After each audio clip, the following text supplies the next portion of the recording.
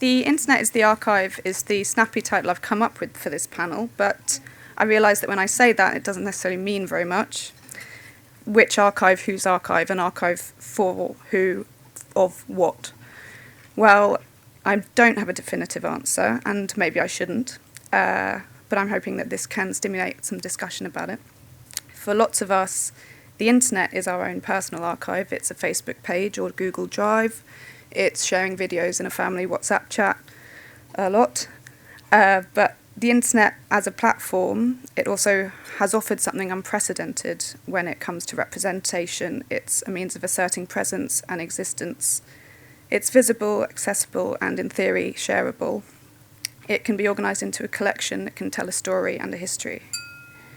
Since the early days of Web 2.0, online spaces could be gathering points for niche communities. It's a means of cementing identity online, sharing things amongst themselves. Of course, these communities, and I'm using community in quite a broad sense, it could be a protest movement, it could be an artist's movement, it could be gender identity, it could be sexuality, it could be location. But so these groups have a long history of taking documentation and archiving of this identity into their own hands. But the internet can respond to this impulse with urgency and dynamism.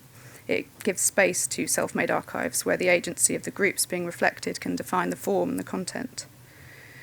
So by now, as we've heard, we're kind of 20 or 30 years into online platforms, and these gathering points have become collections. These niche, in quotes, communities have their own structures and systems for documenting, organising and representing existence through moving image online and asserting this without having to fit into standards of traditional archive institutions which don't reflect or perhaps even recognise them. The panellists that I'm going to be bringing out today can speak to a range of themes around the opportunities of online spaces, how communities and movements formulate, document, and, even if it's not the original intention, create an archive of themselves online in moving image. It might be creating new work specifically to exist online, which could only exist online, documenting activity and sharing or storing this on online platforms, or using the online space to surface histories previously misrepresented, misunderstood, or unacknowledged. Researching this panel has made me think quite a lot about what an archive and what archiving can mean.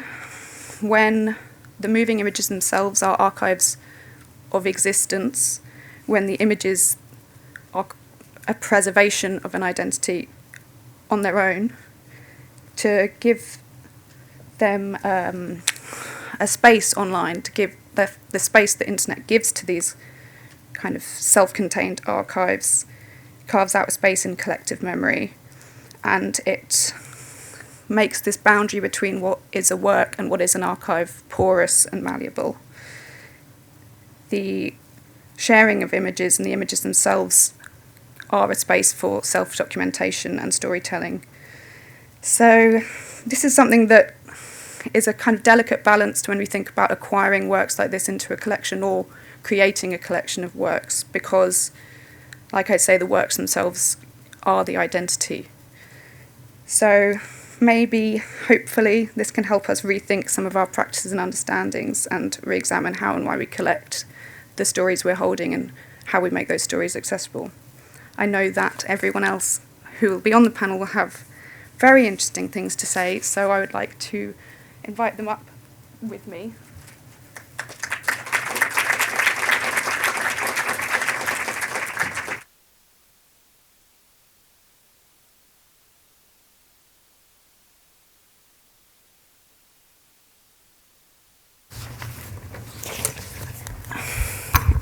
Okay, so more speaking from me, and then I am going to hand over to them, don't worry about it. So first, on the far left is Sweatmother from Otherness Archive. Sweatmother is an artist and a curator and founder of Otherness Archive. It's an open access online library gathering moving image works for and by the trans and queer community. The archive combines pioneering contemporary audiovisual works with their pre-existing counterparts, creating a space where past, present and future coexist to showcase and preserve work representative of the trans and queer experience. It encompasses works of fiction, documentary, experimental film, amateur and home movies, educational videos, erotica and porn. Otherness is also a resource for trans and queer artists to submit their works, and they do get a fee if those works are shown outside of the archive. It offers them a platform in which to screen their films and a space that highlights and preserves trans work against the censorship that trans people face within wider art spaces. The online platform launched in January 2023, so it did just turn 2 years old, after a year of cultivating research and an international call-out. The first iteration of the archive focused on the many nuances of the trans masculine experience within film and moving image work. And this is obviously a screen recording of the platform as it appears online. You can scroll through, there are genre terms, or, I'm not sure where we landed on terminology, but, there are words happening. So, second here on my left is Sapphire 007. She's... They're the creator of Ballroom Clips UK, which is an online platform to preserve, showcase and access ballroom and Vogue culture in the UK. And recently abroad, the most recent uploads were from Paris, so Ballroom Clips on tour. The scene in the UK and internationally has a long history before online sharing, formed and nurtured by community pioneers, but Sapphire films and gathers clips, largely by themselves, from regional ballroom events and shares them on both YouTube and Instagram pages. They're kept regularly fed with videos from ballroom events, runways, gatherings, fundraisers, and there are also posts that highlight upcoming events. It acts as a movement beyond the live events. It's beyond the live events themselves. It's a kind of dynamic, ongoing record of this community, and by now has become what I think of as an archive of this community. And yeah, again, you're seeing it up on screen.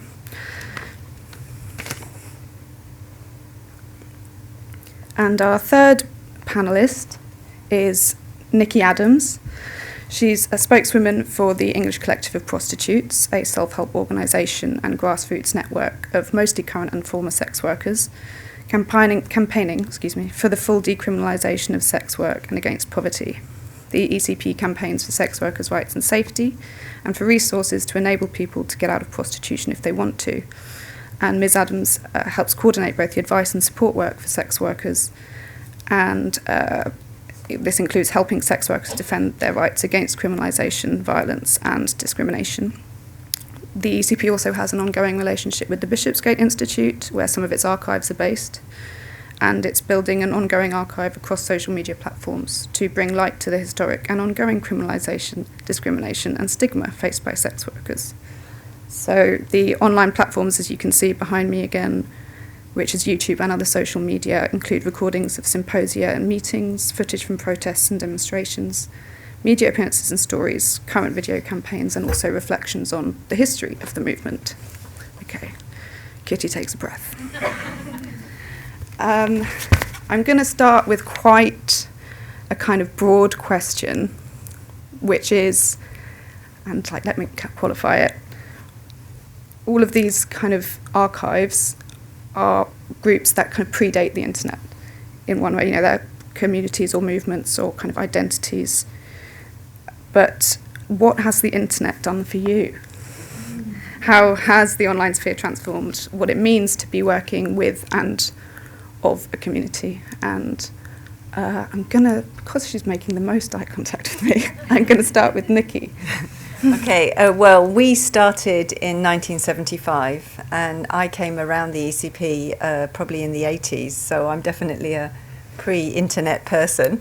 And it has really transformed everything that we do and can do. It's opened up all kinds of possibilities for us. It's meant that we can reach a much wider audience, including international. We always worked very hard right from the beginning to be an international organisation. So we have sister organisations in Thailand, in the US, and we work very closely with the Sex Workers Collective in a lot of different countries.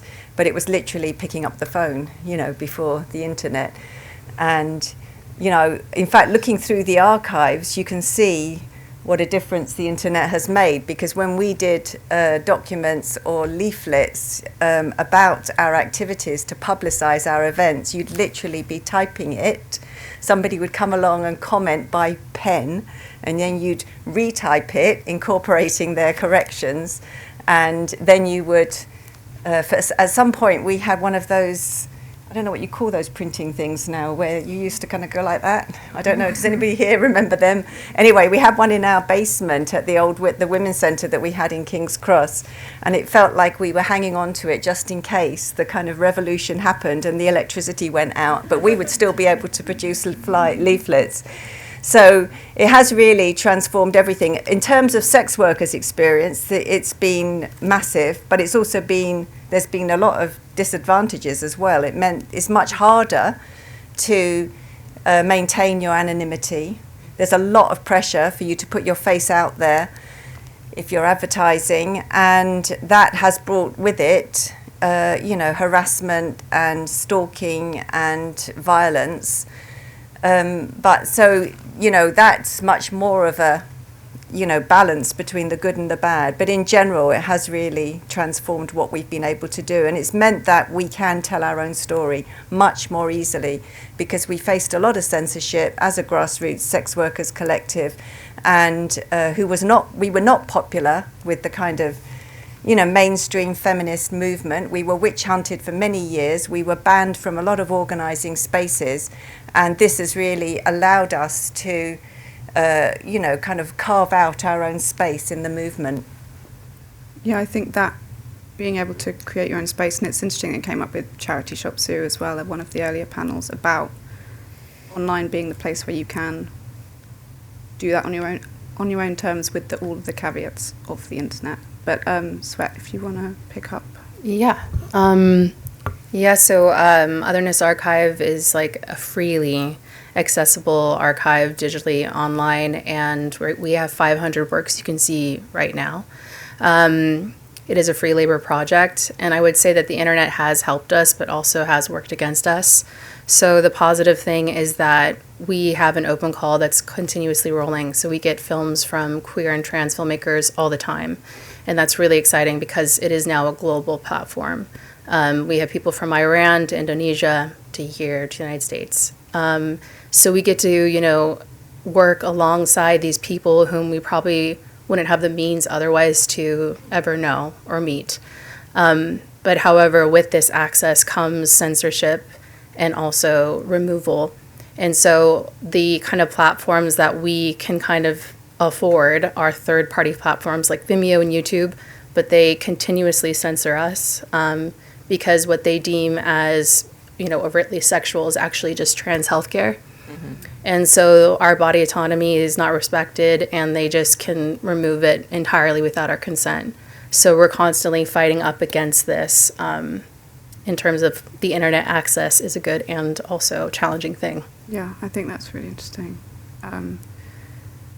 Because we think of if something is on YouTube, lots of people do think of that as, well, therefore it's accessible. But YouTube has its own politics to it. But Sapphire, how do you feel? I mean, what is interesting about Ballroom Clips UK is, like I said, it is a community with a long history, but the way you film and the way you upload is so online. I mean, it's a phone recording in most cases, or like that's the first kind of preview you might get. So how do you feel? How did you come to decide that's what you were going to do, basically?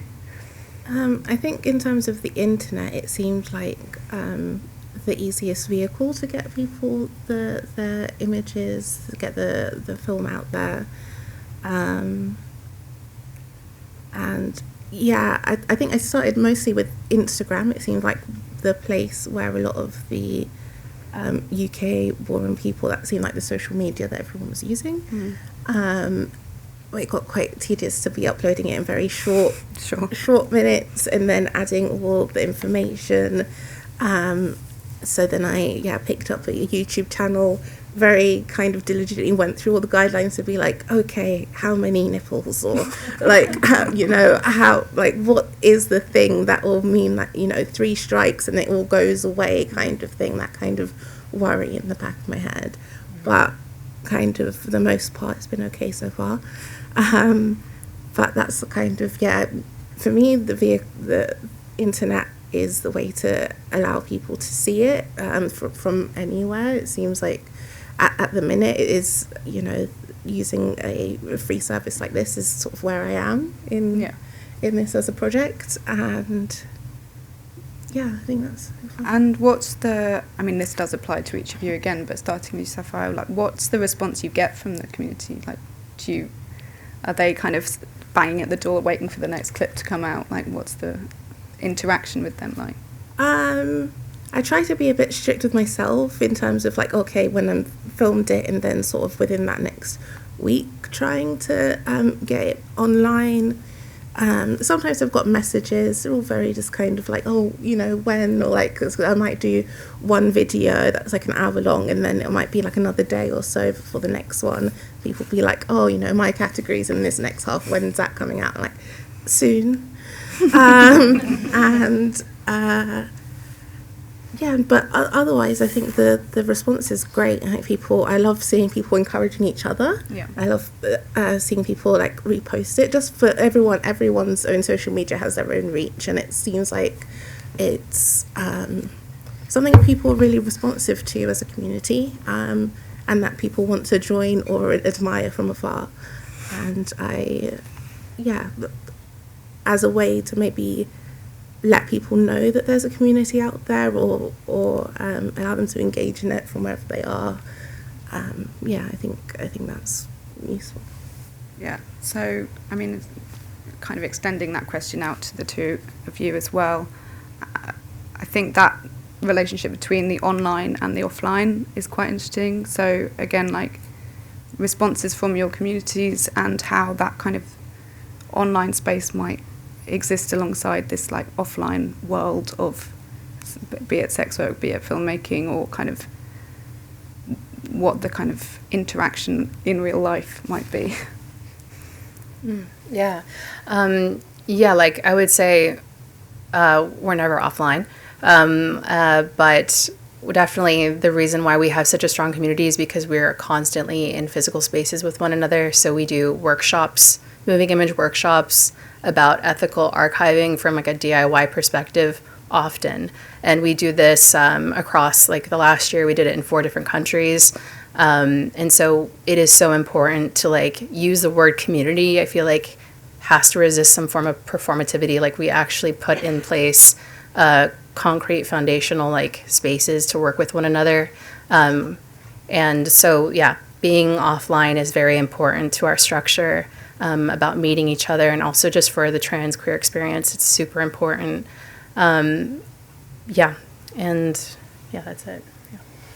I think in terms of, just to tackle the question about the response, first of all, I think that, our kind of track record or our history has separated between before we put our archives in the Bishopsgate Institute and after, to a certain extent. I think also for quite a few decades, we were really focused on the activity, and we started as an autonomous organisation within the Wages for Housework campaign, and that had a lot of benefits for us because it was a very different time, 1975. Nobody could be public as a sex worker.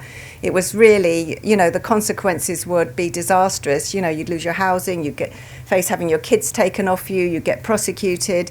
The criminalisation was really severe. It still is, but things have shifted a lot, and the movement is stronger in some ways, or more visible.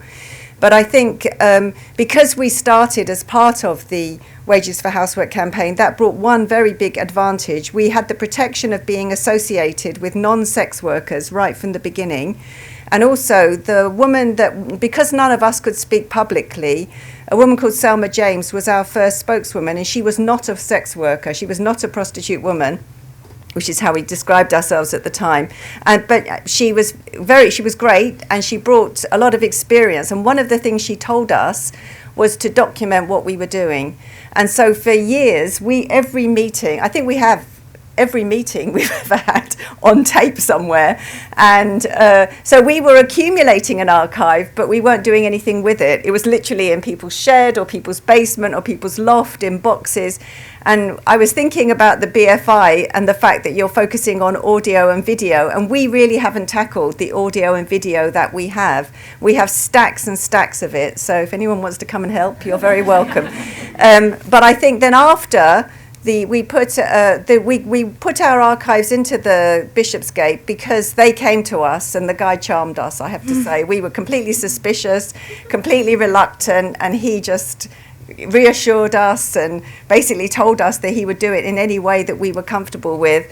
And then it must have coincided in a more of an interest in that kind of history of the movement generally, because then we started getting so many people coming to us wanting to see our archives and being completely fascinated and delighted by, you know, this kind of typewritten leaflets and the, you know, really the kind of stuff that was decades and decades old.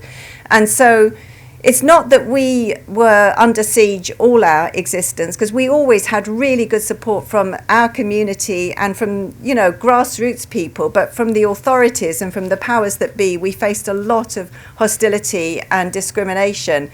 But I think that in recent years, people have seen us differently and started to acknowledge the value of the track record that we've got and the work that we've done and the fact that we have documented it. And some people just came to us and said, look, you have to put it out there because you're doing all this stuff and you've done all this stuff and nobody knows about it. So yeah, I think it's changed. I mean, I was interested to know like what Bishopsgate Institute had done, like how you had got those kind of assurances that it was the place for your archive. And it sounds like, firstly, be charming, but also, I mean, it would be interesting to know a bit more about how that relationship came about. I mean, they approached you, which is in itself something quite remarkable, I think.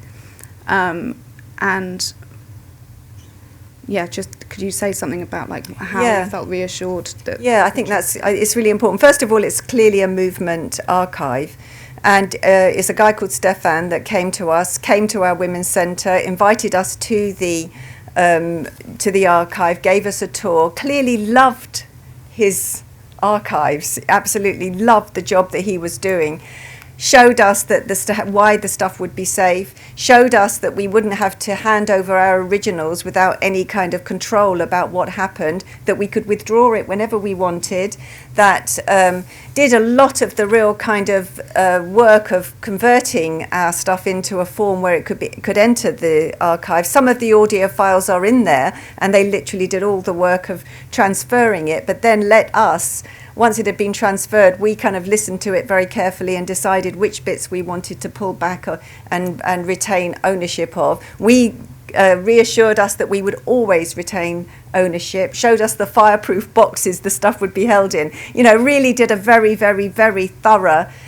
job of reassuring us. And as a result of us putting our archives into the Bishopsgate Institute, other organisations based at the Crossroads Women's Centre where we are, like the Wages for Housework campaign, which started in 1972 and has a very kind of rich and interesting history, have also now put their archives there, as well as keeping a version of the archives at the Women's Centre where it can just be seen by the public as well. So it's really been a relationship that's developed over a number of years.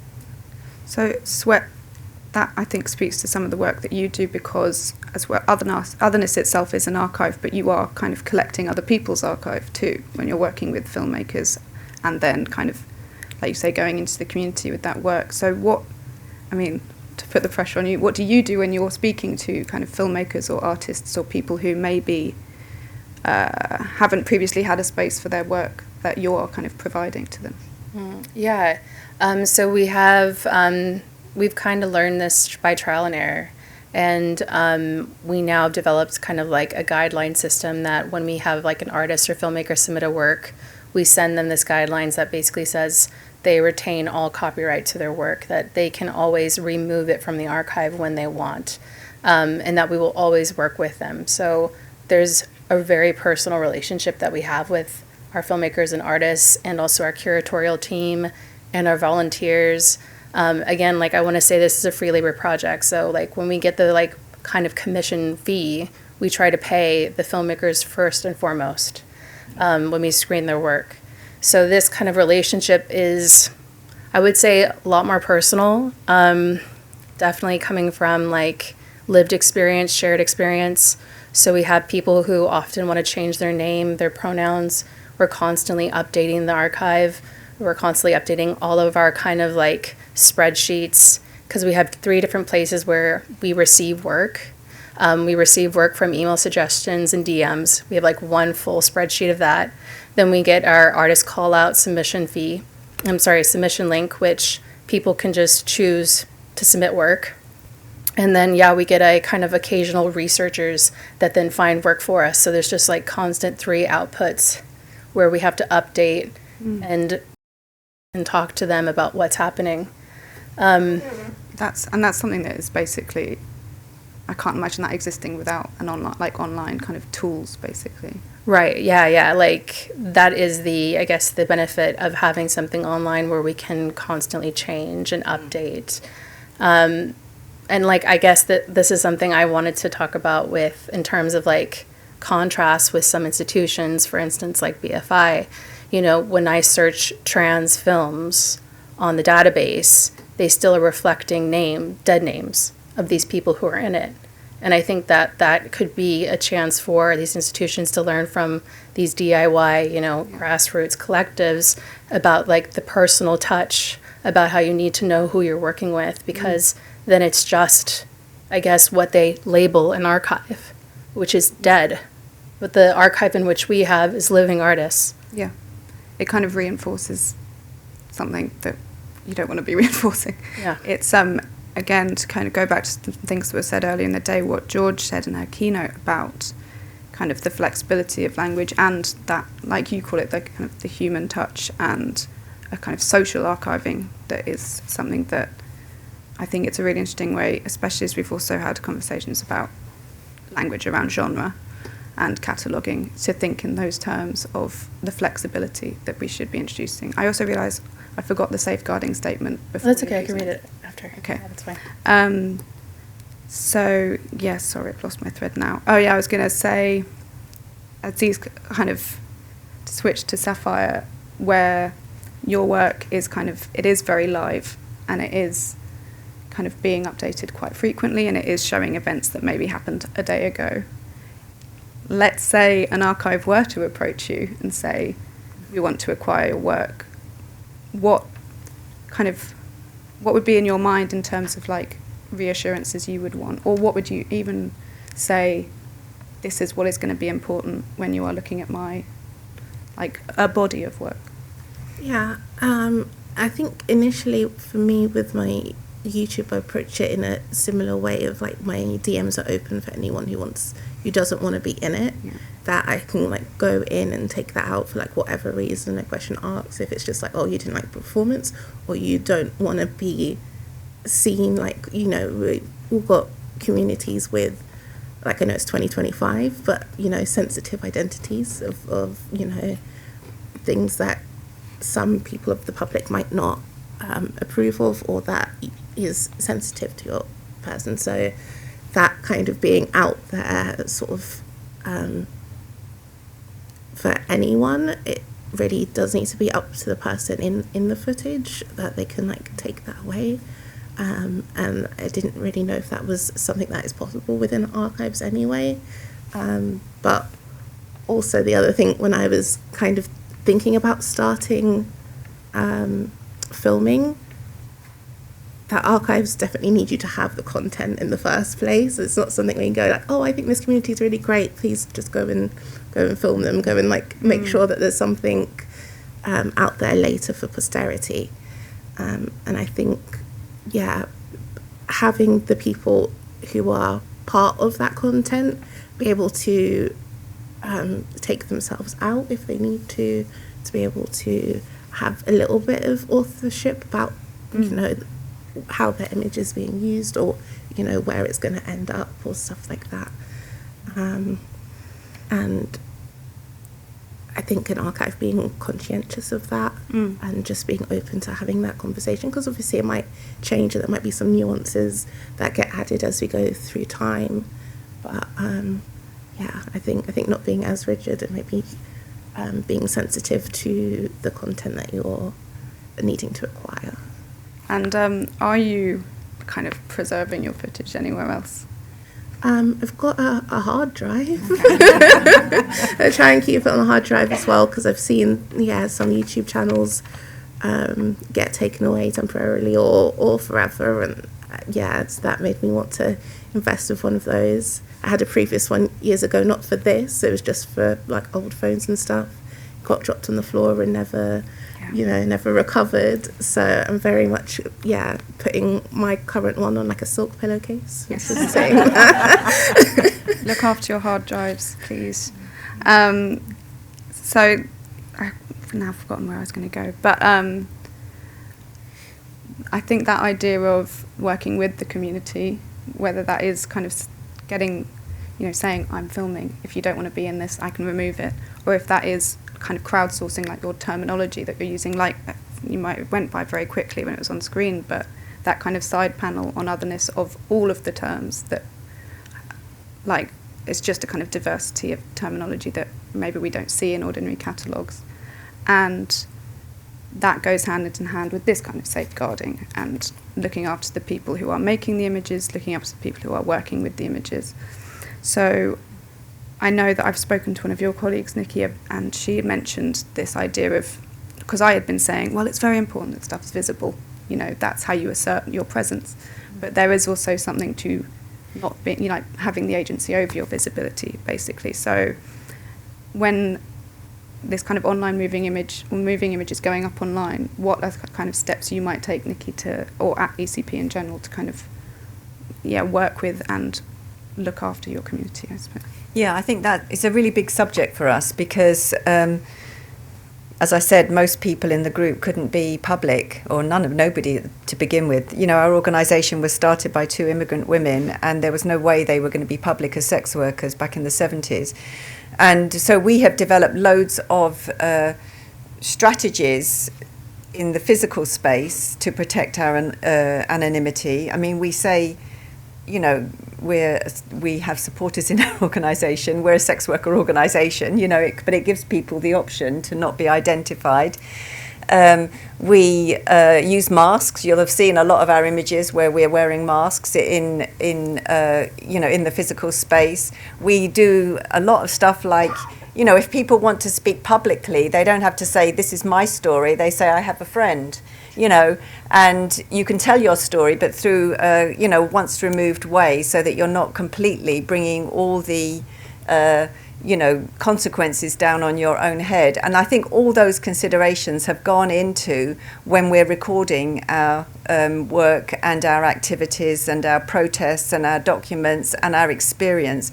Most of the time, we do focus a lot on gathering women's actual words, because we think that to be able to describe both the injustice that we suffer as sex workers through criminalisation and stigma and discrimination, but also the struggle against it, the best way to do that is for people to tell their story. It's very much more compelling.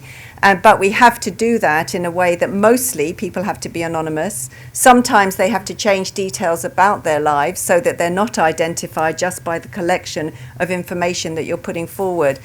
And I think when we came to really put that stuff into the archives, we did have a strong motivation in that we wanted it to be useful to the movement. We weren't just doing it to display our work or even to get credit and acknowledgement for what we've been doing and continue to do. We wanted it to be useful. And I think in that respect, there are some limitations in what is out there in the world, not only from us, but I think, generally. I think that sometimes we document what happened, but not how it happened.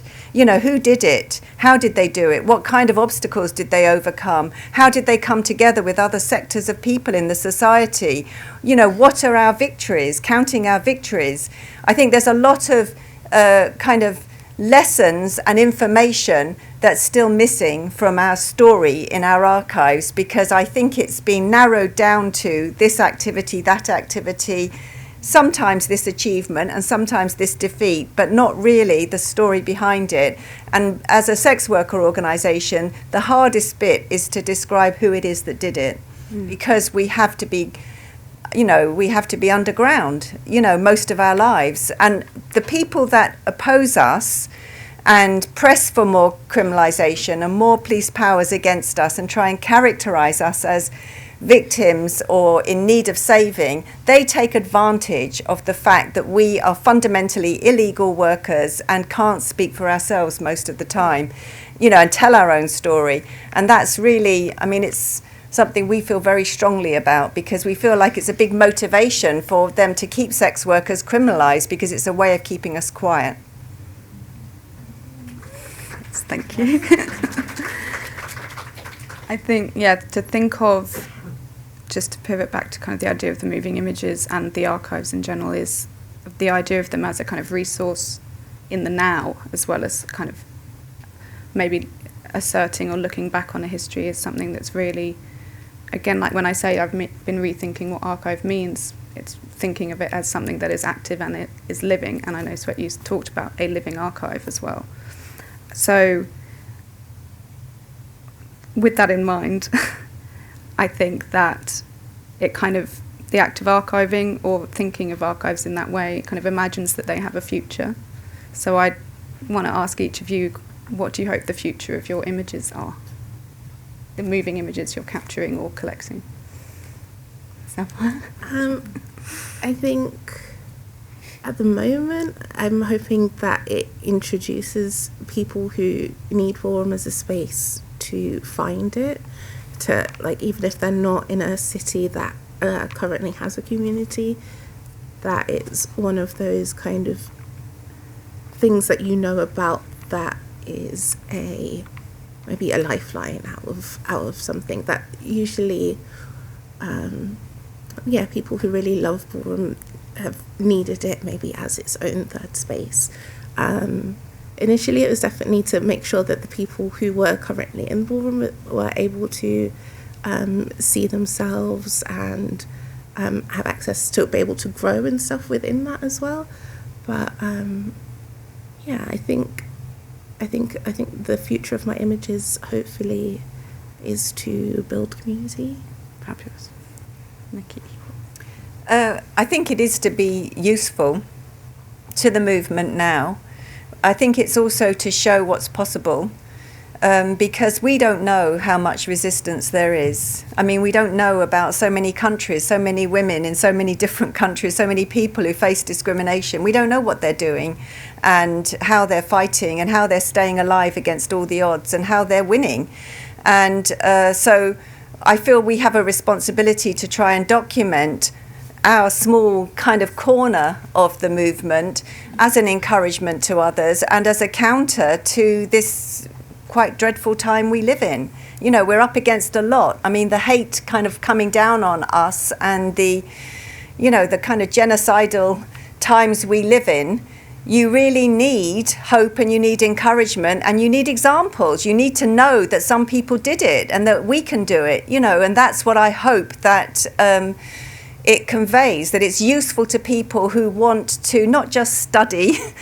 I'm not against study, but I'm not against academics, but we don't want that to be the only audience for our archives. We want the audience for our archives to be the people who want to do something and to learn and to find out ways that we can, survive together and, prevail. So I think that's what we really hope from our archives. Yeah, I fully agree. I think right now we're living in real-time erasure. And so I don't really think we, at least from maybe a more trans side of things, can have the privilege of thinking about a future. We're constantly trying to ask for donations to keep this up. The average, queer archive platform can only really exist historically for a year before it's gone. So every day counts, every day making connections with one another, instilling hope and motivation to, I guess, make a film connect over films. I mean, it is beautiful the people we get to meet with this platform, but I definitely feel like with, in the United States, they've decided to remove tea from a lot of platforms for the health-wise and government sites, and also with, Palestinians are being absolutely erased right now and not preserved. So I think it's every day that we really need to come together and mobilize for our future. Yeah. Thanks. That's really a powerful message to kind of open it up to an audience. Do you want to do your safeguarding statement now? Yes. Yeah, so Otherness Archive always reads a statement before our Q&As. This is just to help with welfare for our panel. So this is our inclusionary statement. This is an inclusive event and open to everyone. We operate a zero-tolerance policy of ableism, transphobia, homophobia, racism, sexism, ageism, and classism. During this event, please do not make assumptions based on people's gender, health, abilities, or other stereotypes, and respect pronouns. Assume good intentions. Everyone in this room because they desire to learn and to make things better. We invite everyone in the discussion to participate when questions are open to the audience, but please respect everyone's rights, including the speakers, to not participate, and they can choose to pass if they want to. Thank you. Thanks very much. Okay, so are there any questions?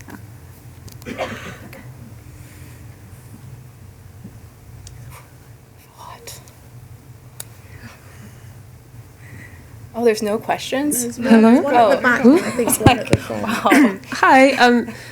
Thank you for all the amazing work that you're doing independent archiving out of labour of love. It's fantastic, and institutions are limited in what they could and should do, and so it's really awesome to have people like you doing your work. But thinking about George talked about this morning about thinking about 100 years into the future, thinking about how the beta webpage was, lots of those links are dead now, thinking about the vulnerability of internet sites, either in terms of just like technical digital management or active erasure, and thinking about how institutions like the BFI probably have more resources around physical safety and maintenance of archives. What is do you have an ideal world of how institutions could work with independent archives so that you can retain all of the unique things that you can do and the best practice or safeguarding or relationships or self-description that you have as kind of as communities with the resources and kind of some of the technical expertise of institutions? What would that look like to you in an ideal world?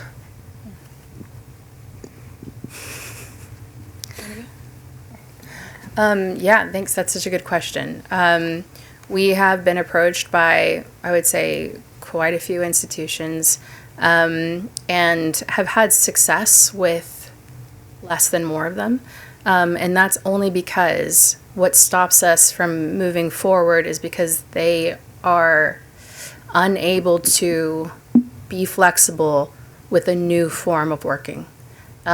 Because when we present to them about a future collaboration or commission, we already have a built-out policy of what other things we need. So we have artist welfare, we have the team's welfare and consideration. We also, ask for certain security to be present. We ask for no camera, no video to be filmed of the work to help those artists that aren't present preserve their work. There are things that are very much in place, but because, the foundations are old and it is a new idea, we're not able to cross a certain threshold to work with most institutions. Yeah, I think that's. I think I would just add that even when you find an institution that's ready to be accountable and flexible to a certain extent, those power relations don't exist in a vacuum. And if at the same time sex workers or trans people are being persecuted and witch hunted, then that has a big impact on how much power you have to insist on accountability or flexibility or even kind of express your needs and have those needs respected. And so, it's a bit like we have to, you're fighting to kind of change the world so that you can have more power to get what you need from the institutions that rule our lives in every aspect of our lives, not just in relation to the archives. Because we're very conscious, that we have a good relationship with Bishopsgate, but that could change. The people that we relate to could just be swept away and somebody else come in place. You see what's happening under Trump's America at the moment. People are just literally being removed and replaced. And that can happen in any sphere. And we have to, the Labour government came in, and you would think that they would be more allies for our struggle against criminalisation and against poverty, but that is not the case. We are now more under threat as a sex worker organisation and as sex workers because feminist politicians who are there in the Labour government are absolutely determined to rewrite our whole experience, to label our experience in a completely different way. So they're proposing legislation to redefine all prostitution as commercial sexual exploitation, which would characterise us only as victims, not as kind of anybody that has agency in our own right. And so, it's a very dangerous time, and I don't know what impact that's going to have on what we're trying to do in terms of telling our story of the past and also of the present and future. Yeah. I think it's something I think about because I've not had the honor of working with an institution yet of kind of what these barriers would look like, but also with the risk of how things and all the companies are changing, like the rumours that Instagram may become a paid service, and tomorrow the guidelines to YouTube could change. The only thing that I'm sort of hanging on to is the hard drive to make sure that if it all does go away and it maybe we can put it up somewhere else. But the idea of it being like a POC in a queer community that has this storied history across the diaspora, starting in America, that all of these sensitive topics need to be handled properly and accurately, where I've seen that some places aren't actually as accurate as others, and that feels like a barrier for gaining information for people in the community or people learning, depending on where you are with it. I think hoping to meet a open and caring and conscientious curator or archivist is really like putting our hands together and going like, I hope, something to be and to sustain that. Well, I mean, I think that we could keep going. It feels like we've only just started a conversation that clearly has a long way to go. But I want to say thank you to each of you for such a thoughtful, such a insightful, such a kind of activating discussion. And if everyone could join me in thanking